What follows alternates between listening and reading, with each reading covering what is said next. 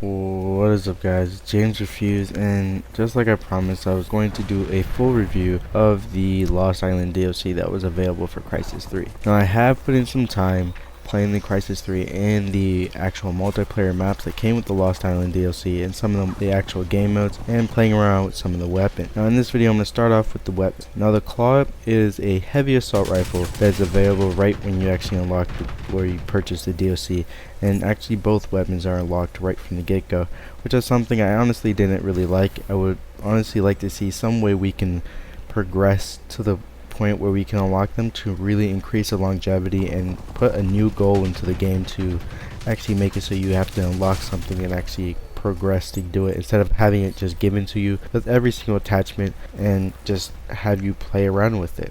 Now the Claw, like I said, is a heavy assault rifle. It's actually not that bad, though the only problem with it is that the recoil and the visual recoil that's in the Claw is actually quite a bit when you compare it to weapons such as the Scar and the FY71, and it really does get outplayed multiple times. And I honestly thought that the Claw would be a bigger and better performer than a lot of the other weapons, but it seems just to be a pretty much an in-between between the light machine guns, which still can outplay the Claw, and then the assault rifles, which honestly still outplay it. So it's something I would normally not play with, because there are better weapons that you can unlock right from the get-go, such as the Scarab can be the out pretty often if you're playing in the right ranges and playing the right way. Now the next weapon is the Rhino. Now the Rhino actually has been recently patched to reduce its actual range and like the damage drop off, but it still is probably the best shotgun in the game and one of the best weapons to use all around. Now the Rhino is a semi-automatic pump action shotgun. Well, not pump action, it's a semi-automatic, but it reloads like a pump action shotgun, shell by shell.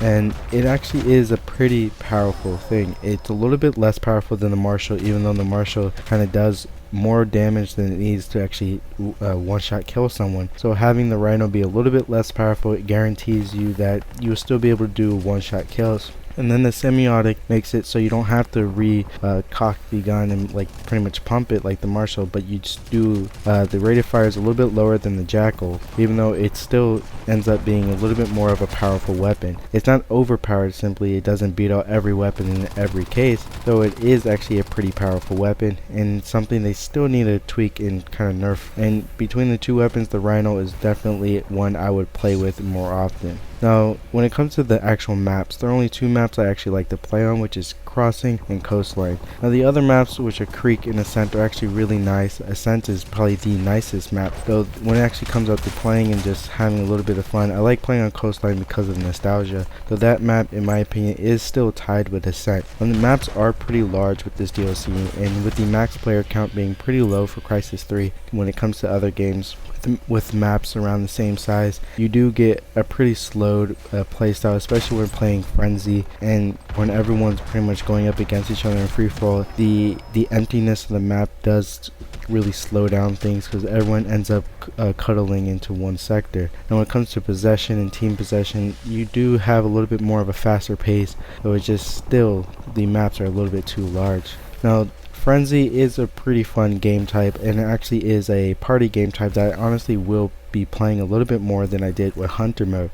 And what Frenzy is it's a deathmatch variant where every 60 seconds the weapon will cycle along with its loadout and attachments, and you pretty much have to stay alive and kill as many people as possible until you get a 5 times multiplayer, and then you have to again kill as many people as possible. So either the score runs out, which I believe is 10,000, and it's not that easy to reach, or the time runs out, which is most likely what will happen. Now possession is pretty much a capture the flag to a pretty much King of the Hill variant when you mash those together, where you hold on to this alien pole and you pretty much, it reacts the same way as the pole, though Weapon Pro doesn't help whatsoever, so you don't have to worry about that, though it still is a one hit kill even if you have a max nano suit, and you can still throw it at people. And you hold on to this pole to gain points, and whoever has the most points at the end of the round pretty much wins. And it is a pretty fun game mode, and it's probably one of the game modes I will be playing more when it comes to game modes such as Crash Site and Capture the Relay, which I do play quite often, though I will be putting that in probably my top 3 game modes that I would most likely be playing with friends. Though in the overall grand scheme of this DLC, if you would pick it up or not. I honestly suggest not going to. It doesn't really add things into the game that you're going to be using quite often. Like the weapons, you can use the Marshall, which beats out the Rhino majority of the time, because you're going to be close quarters, and the Marshall has a pretty high one-hit kill range. And then the claw is just, it's just not that good. There are no modules that come with it. The maps, honestly, the amount of servers with the low player count, roughly around 200 to maybe 120 people to 200, give or take a few, on a daily basis, with about 30 to 50 servers, and having people that far spread out, and then the game modes themselves being spread out, and then adding a DLC to spread them out even more, really does reduce the player count for people that you honestly are going to be playing on the map. So you're most likely still going to be having the same amount of fun just playing Crysis 3 as it is. Now, for me, I purchased the DLC mainly because I'm a really big Crysis fan, but I wanted to actually get a feeling of if Crytek will be able to save Crysis with it. Now, if the DLC was at least like $7, it's honestly, they could have still made a pretty good amount of money if they sold it for $7. More people would have purchased it instead of paying what I think I paid $15 for it. And if more people would have purchased it, they would have made more money. And then I think it would have brought in some of the people in like the past that played the game and bought the game but just stopped playing it. It would have brought them back in because it's a cheap DLC and really will freshen things up. And that's what it actually did. It did freshen things up, but it's just the lack of players really does hurt Crysis 3, and then the cost of it really did hurt it again.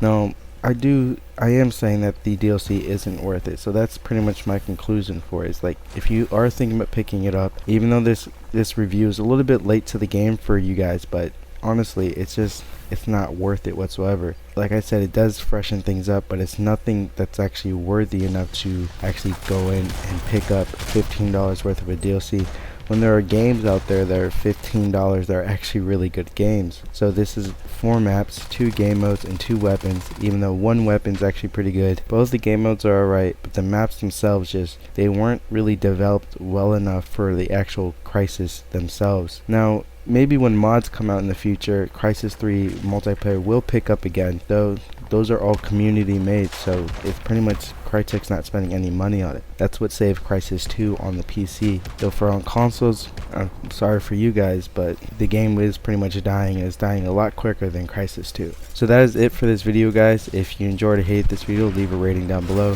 Shares are appreciated, and like always, have a good day.